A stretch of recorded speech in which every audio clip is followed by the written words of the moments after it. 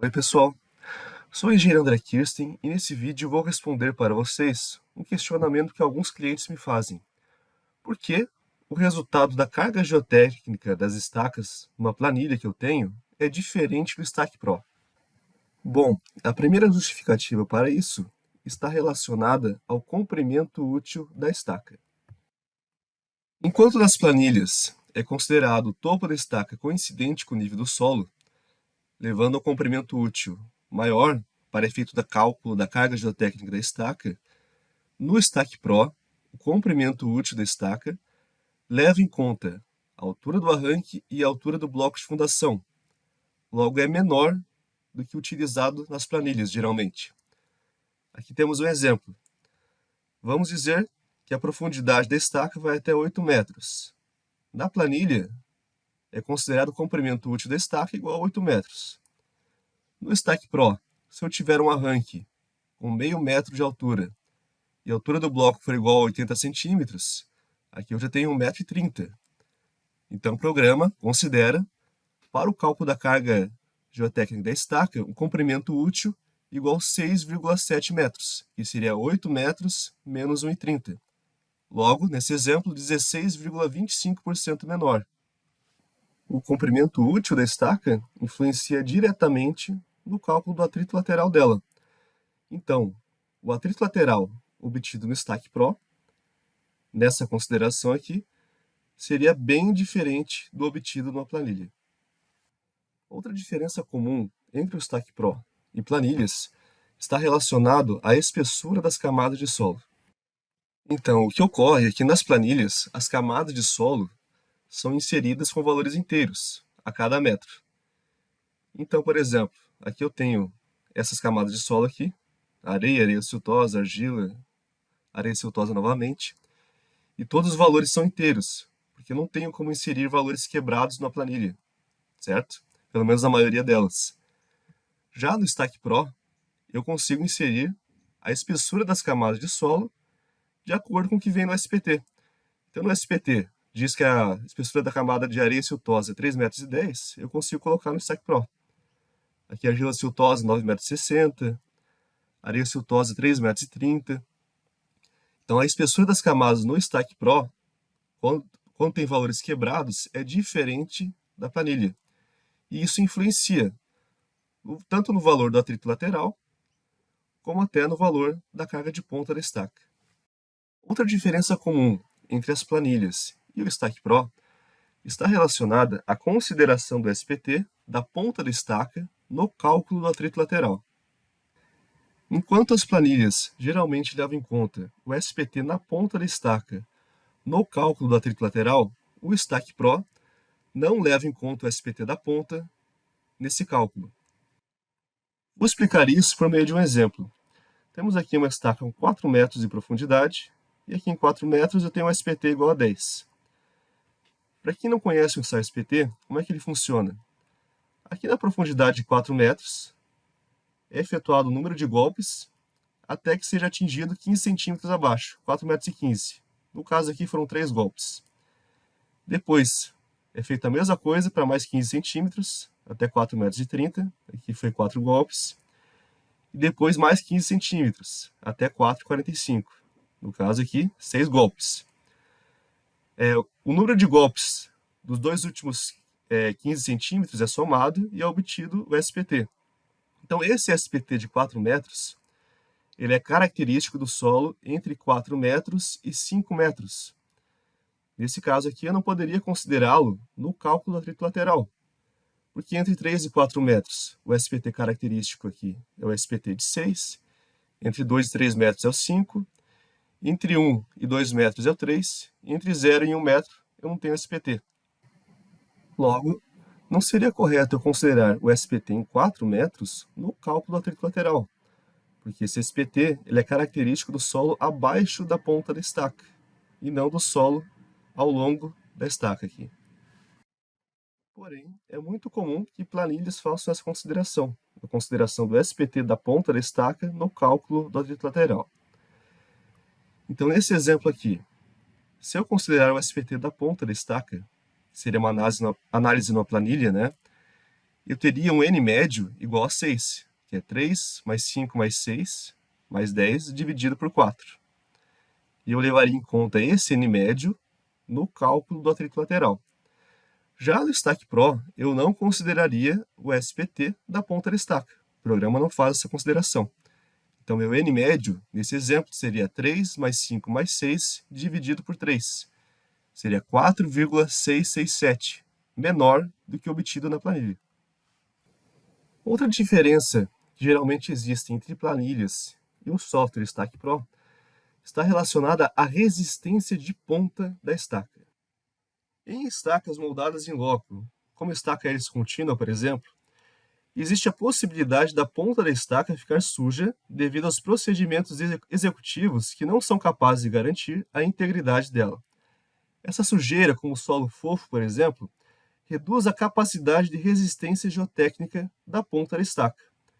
A norma de fundações, no seu item 8212, inclusive diz que sempre que for considerada a contribuição da resistência de ponta, deve-se fazer menção explícita a esse critério.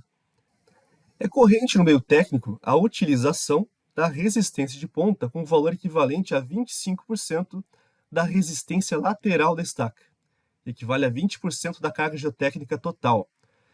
Geralmente, planilhas não adotam essa consideração. Elas consideram a resistência de ponta de forma integral, sem fazer qualquer redução. No Stack Pro, existe uma configuração chamada limitar resistência de ponta a uma porcentagem da resistência lateral. O valor default do programa é de 25%, e o usuário pode desabilitar essa configuração ou habilitar, e pode inclusive modificar esse valor aqui. Essa recomendação de considerar 25% da resistência lateral da estaca como carga de ponta, ela vem da norma antiga de fundações, a NBR 6122 de 1996. Porém, mesmo que você considere dessa forma no seu projeto, é bom sempre indicar de forma explícita qual resistência de ponta foi considerada. Isso pode ser feito por meio de uma nota de projeto, por exemplo. Outra diferença comum entre o Stack Pro e planilhas está relacionada aos parâmetros do método de cálculo utilizado. Aqui temos nessa imagem os parâmetros do método de Decor-Quaresma utilizados no software Stack Pro. Posso citar como exemplo aqui os limites de SPT para atrito lateral. Numa estaca escavada, o SPT mínimo para efeito de cálculo seria 3 e o máximo 15, por exemplo. Então, se eu tenho um SPT menor que 3, o programa, para efeito de cálculo, considera SPT 3. Se eu tenho SPT maior que 15, para efeito de cálculo, ele considera SPT 15. Temos também configuração de desprezar atrito lateral no último metro da estaca. E essa consideração aqui, que é do método de Decor-Quaresma, que é desprezar valor de NSPT 1 metro acima da ponta da estaca. Todas essas configurações são editáveis no software Stack Pro. Com relação em específico ao método de Decor-Quaresma, é comum se verificar que em planilhas não se adote esses limites de SPT e nem essa consideração de desprezar o valor do NSPT 1 metro acima da ponta da estaca, que são considerações recomendadas pelo próprio método. Agora que vimos as principais diferenças entre as planilhas e o software Stack Pro, vamos para um exemplo. Então, nesse exemplo, temos estacas associadas a um bloco que tem arranque de meio metro, altura do bloco 65 centímetros, e as estacas vão até a profundidade de 10 metros. Então, elas têm comprimento útil de 8 metros e 85 centímetros. Elas estão imersas em apenas um solo, que seria argila siltosa, e aqui está os valores de SPT, por profundidade de solo. Tipo de estaca seria estaca escavada, diâmetro de 30 centímetros, e o método de cálculo utilizado será o método de Decor-Quaresma. Com relação aos parâmetros do método, o NSPT mínimo considerado será 3, o máximo 15. Será desconsiderado o NSPT 1 metro acima da ponta da estaca, são considerações do método de Decor-Quaresma. Coeficiente C para argila siltosa é 120 kPa. Coeficiente alfa para argila siltosa e estaca escavada é 0,60. E o coeficiente beta Para argila siltosa estaca escavada, 0,65. Aqui temos a fórmula do cálculo da carga geotécnica, que seria αCRP, a resistência de ponta, mais beta vezes RL, que seria o atrito lateral. Então, a primeira coisa que fazemos é pegar o SPT e transformar no SPT considerado no método, pois para o método de Quaresma, o SPT mínimo é igual a 3 e o máximo igual a 15. Então aqui nos primeiros 3 metros eu tenho SPT 0, para efeito de cálculo eu considero SPT 3. Aqui eu tenho valores intermediários de SPT, menores que 15, e aqui eu tenho valores maiores que 15. Então, para efeito de cálculo, eu considero 15. Aqui o exemplo com relação ao cálculo do atrito lateral. Então, a minha estaca está entre 1,15 m, que seria o topo dela aqui, e 10 metros. Então, pego os SPTs entre 1,15 m e 10, que seriam 2, 3, 4, 5, 6, 7 e 8. Desconsidero o SPT a 9 metros, que é uma das recomendações do método, e faço a média desses SPTs, para obter o SPT médio. Então, seria 3 mais 3, mais 8 mais 6 mais 5, mais 11 mais 14 sobre 7. Meu SPT médio é 7,143. Aqui eu tenho o cálculo da resistência lateral. O comprimento útil da estaca é 8,85 metros, como já vimos. Esse aqui é o perímetro da estaca e aqui é o valor de beta. Então, meu atrito lateral ao longo da estaca é 18,33 toneladas-forças. Agora eu vou calcular a resistência de ponta da estaca. Então, a resistência de ponta pelo metro de Quaresma é a média entre a profundidade da ponta da estaca, 1 metro acima e 1 metro abaixo. Então, meu N médio seria 37 mais 42 mais 32 sobre 3. Seria 37 ao todo. Considerando resistência de ponta integral, que é o que geralmente as planilhas fazem, eu tenho uma resistência de ponta de 18,83 tonelada-força, perdão. E considerando a resistência de ponta como 25% do atrito lateral, eu tenho 4,58 toneladas.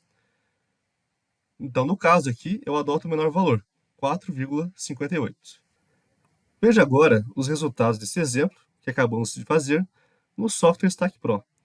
Então, temos aqui um método de Quaresma, resistência lateral foi a mesma que atingimos, 18,33 toneladas, e resistência de ponta, 4,58 toneladas. Se eu desmarcar a opção de limitar a resistência de ponta, chegamos em 18,83 tonelada-força.